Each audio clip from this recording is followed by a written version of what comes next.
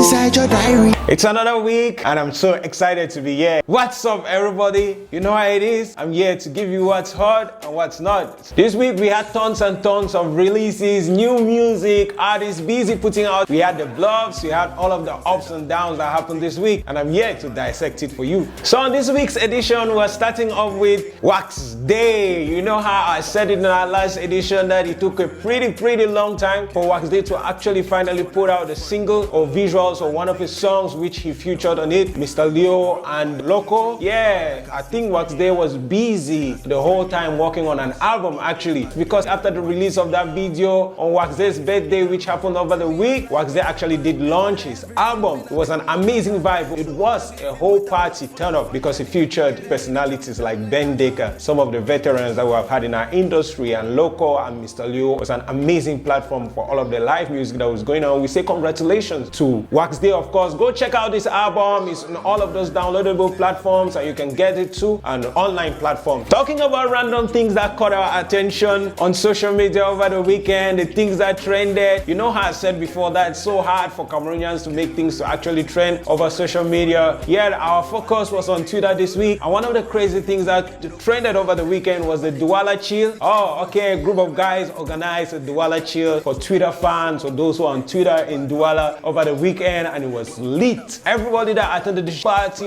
kept tweeting about it and talking about it, and it did trend on Twitter. Check out the hashtag Douala chill on Twitter to see what went on. Talking about trends, we also looked on Instagram over the weekend, and lo and behold, guess what we saw? Blanche Bailly on Iyanya's Instagram page. The Nigerian artist and crooner for Up to Something, who has over 2 million Instagram followers, published the picture of our artist Blanche Bailly, and it sparked a lot of controversy on social media because people are questioning and speculating all kind of stuff. You know how bloggers and media personalities are always trying to read meanings into what was going on. So over the weekend, we don't know if Iyanya posted this by saying that, oh, this is a beautiful Cameroonian, because he didn't caption this picture. We don't know. He just put some roses under the picture. We didn't know what it meant. Those were just emojis, right? It was left for people to speculate. I don't know if Iyanya is saying this is a beautiful Cameroonian girl I just found, or he is saying, oh, this is one of my fans, or Iyanya is actually having some romantic interest in Blanche Bailly, because when he put out this picture of Blanche Bailly, came right under and actually put some hearts, you know, some reactions under the picture too, and I'm like, oh, what's going on between these two? Is there something that they are not telling us? Should we be expecting a musical collaboration or a baby? Talking about people who had fights on social media over the weekend, we look at Crispy. Crispy was a signatory to 1012 music group, and sometime back there were loggerheads and they had a lot of fights and things didn't actually go so right about it. But what happened recently was that even though Crispy had walked away from this record label that claimed that had already put him off, Crispy did an interview with one of the popular bloggers of Cameroon, Miss Gina Promotes, and during that interview he said a lot of positive things about his former record label, 1012 Music Group. But what happened is the boss of this 1012 Music Group came attacking him on his direct line and saying that he's saying crazy stuff about the record label and this and that. And Crispy, who has been holding all of the anger and rage inside of him for a pretty long time and not saying anything, had to go right to Facebook and address the issue. And he says the reason he's addressing the issue is so that upcoming artists who are ready to sign up to other record labels are not going to do the same mistake and hurry into signing deals with people that are not going to meet up, you know, after he was accused of robbing the name of the record label in mud and all of that. So Crispy had a fight with the boss of 1012 Music Group, and the boss of 1012 Music Group was making claims of the fact that had already put him off anyway. They even threatened Crispy that they were going to bring legal issues to him, which of course didn't finally show up, and they even threatened him that he should not perform Badman Thing Anywhere, a song which he did under the same record label. Crispy came up on his social media platform saying he's still going to perform it anyway, and he plans to perform it on the live video on Facebook. It's crazy, right? You remember one of the members of Rhythms, Few Beats, came on social media and put out a hashtag no to artist exploit, because several record label owners and people who are trying to invest in our music industry are only there to exploit the young talent. We already know how talented Crispy is, but using his talent and not giving him what is needed in return is a no-no. And this is not the first time. Talking about people like that, we also remember Rim Squad that got signed to Calabash Music, and somewhere along the line the clause of their contract went sideways and they were warned not to release any song or perform anything or get signed to any stuff. How that was settled, we don't know. But is that all of the issues? Pascal went through do same thing in Strange Kings, and everybody keep calling court cases, but they don't deliver the other side of the bargain. What is going on with artists and record label owners? Like, how do these record label owners even start their record label? Because it seems like all of these people are so versed with how to take artists to courtroom and bring up legal terms, but they are not good at managing these artists and helping them put out products that are worthwhile. Yeah, talking about those who are planning on putting out their art sometime during the week or coming next week and stuff, we are looking at people like Nyangono Disi, the crooner of Fufab. I know after he released that song Fufab, people have been anticipating and wondering like, what is CC going to put out? But of course, recently he posted pictures on social media in some traditional regalia talking about the fact that there's a new project coming up. The anticipation is so high. People can't wait to see if he's going to meet up to what he already did. We're also looking at Blanche Bailly and Iyanya. This is a new song that is coming up titled Favor, and we can't wait to see what that song looks like. Stanley Eno has also been reported to be working on a new song, which we don't know the title yet, but he published pictures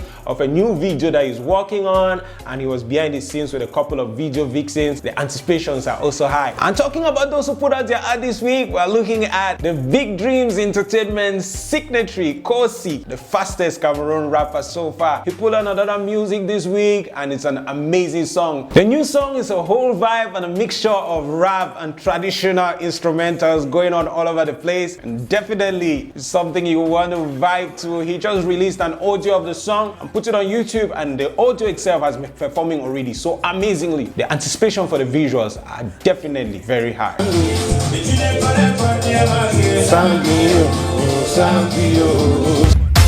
Tu m'as dit que t'es professionnel, que tu as plus de technique que ton père, que tu es bon, tu es sucré à mort. We're still shooting.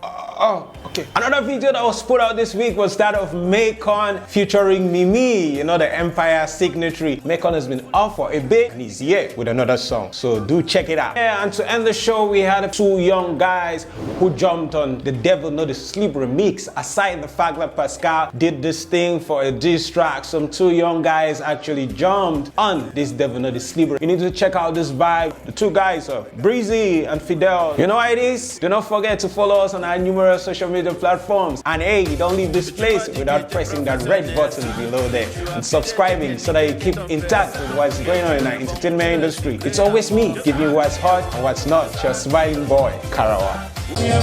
Thank you. T'es mauvais, tu cherches des complices.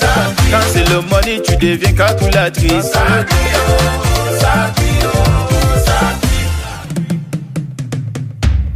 Je t'ai prévenu, mais tu m'as dit que tu voulais.